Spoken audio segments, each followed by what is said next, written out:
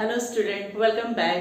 Today you are going to learn about the IUPAC names of simple monocyclic hydrocarbons. इसका मतलब क्या है? Simple monocyclic Na, ये जो मोनोसाइक्लिक है ना, सिर्फ एक ही साइकिल, इसमें आप कोई भी एग्जांपल में देखिए तो जहां पे सिर्फ एक साइक्लिक रिंग जहां पे है उसका नॉमेनक्लेचर हम देखने जा रहे हैं और उसके बारे में रूल्स दिए हुए हैं। यहाँ पे सिर्फ मैंने पहला एक रूल आपको लिख के दिया है जो कि अपने को एग्जाम में लिखने की जरूरत नहीं पड़ती, सिर्फ हमें या तो नेम से ये स्ट्रक्चर निकालना पड़ता या स्ट्रक्चर से नाम लिखना पड़ता है। और मैंने इसके पहले आपको क्या कहा था, books are the best friend. और वो क्यों कहा था? क्योंकि जैसे मैंने एक्सपीरियंस किया था कि आदमी गलत होते हैं पर बुक बराबर रहते हैं, ये मेरा एक्सपीरियंस था, इसलिए मैंने वैसे बोला। या पुराने लोग जो जिन्होंने कहा उनका पढ़ के वो मैंने कहा और मुझे दिख रहा था कि सच्चाई में वैसे हो रहा है।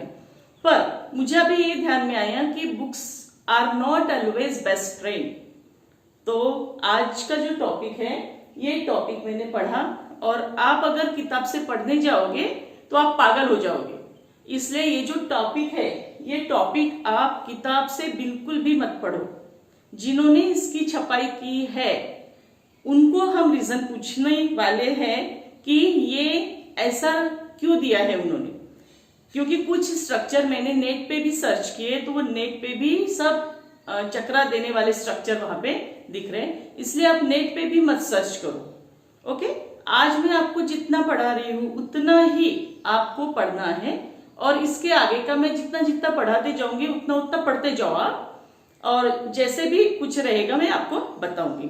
ओके, तो देखते हैं हम आगे का पोर्शन क्या है। Rules: a saturated monocyclic hydrocarbon is named by attaching prefix cyclo to the name of the corresponding alkane. क्या है ये? A saturated monocyclic hydrocarbon. हमें ये तीनों वर्ड का नाम पता है, इसके पहले हमने पढ़ा है। सैचुरेटेड किसे कहते हैं? जहां सिंगल बॉन्ड है। ओके, मोनोसाइक्लिक किसे कहते हैं? जहां पे सिर्फ एक साइकिल है। ओके, और हाइड्रोकार्बन किसे कहते हैं? हम जहां पे हाइड्रोजन और कार्बन है। तो ये तीनों चीज के बारे में हमने इसके पहले पढ़ा है और they are named by attaching prefix cyclo. Prefix किसे कहते हैं? जो हम नाम के पहले लगाते हैं उसे प्रीफिक्स कहते हैं और पीछे से लगाते हैं उसे सफिक्स कहते हैं। तो ये जो प्रीफिक्स है cyclo to the name of the corresponding alkane, जो अल्केन है वो अल्केन के नाम के पहले हम प्रीफिक्स लगाएंगे साइक्लो। ओके, अब देखो जितना मैंने बताया वो सिर्फ आपको समझ लेना है, वो कुछ भी हमें एग्जाम्पल में लिखना नहीं है, आप सिर्फ एग्जाम्पल पे फोकस करो। यहाँ पे मैंने 5 एग्जाम्पल्स दिए हुए हैं।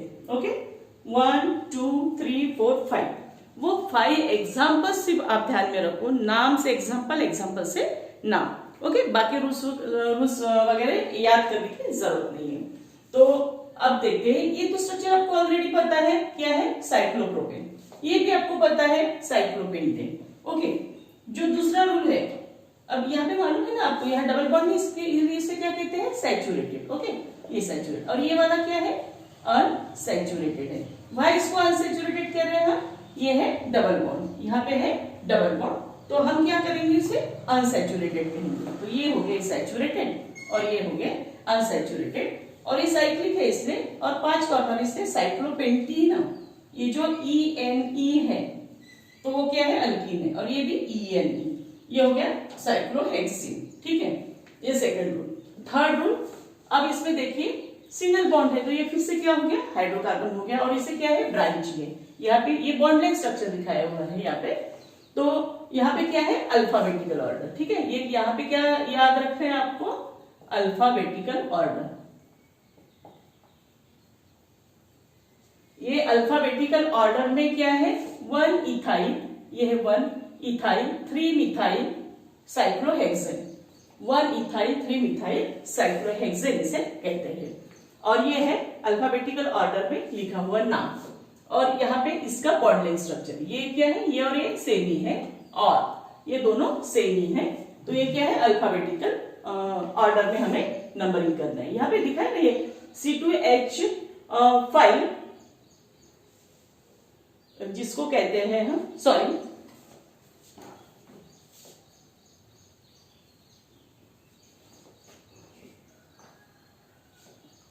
देखिए यहाँ पे क्या है, ये अल्फाबेटिकल ऑर्डर से हमने लिखा है। अल्फाबेटिकल ऑर्डर से यानी जो इथाइल है, ये वाला इथाइल ग्रुप है, ठीक है, ये वाला इथाइल है और ये वाला क्या है, मिथाइल है। नंबरिंग कहां से स्टार्ट किया हमने, 1 2 3 ऐसे, ठीक है, ऐसे नहीं किया, ऐसे किया, तो ये सेकंड यानी थर्ड नंबर पे आ रहा है। तो ये इथाइल, ये इथाइल हो गया और ये मिथाइल हो गया और ये साइक्लोहेक्सेन हो गया। तो ये क्या हुआ, अल्फाबेटिकल ऑर्डर से। ओके, और ये जो है ये अलग एग्जाम्पल है, ठीक है। तो हम इसको, ये 3 हो गया, ये 4 हो गया, ये 5 हो गया और इसे हम 6 नंबर दे देते हैं। ये है 6, ओके, ये 6 हो गया और ये और ये एक ही है और ये और एक ही है और इसकी कोई जरूरत नहीं है।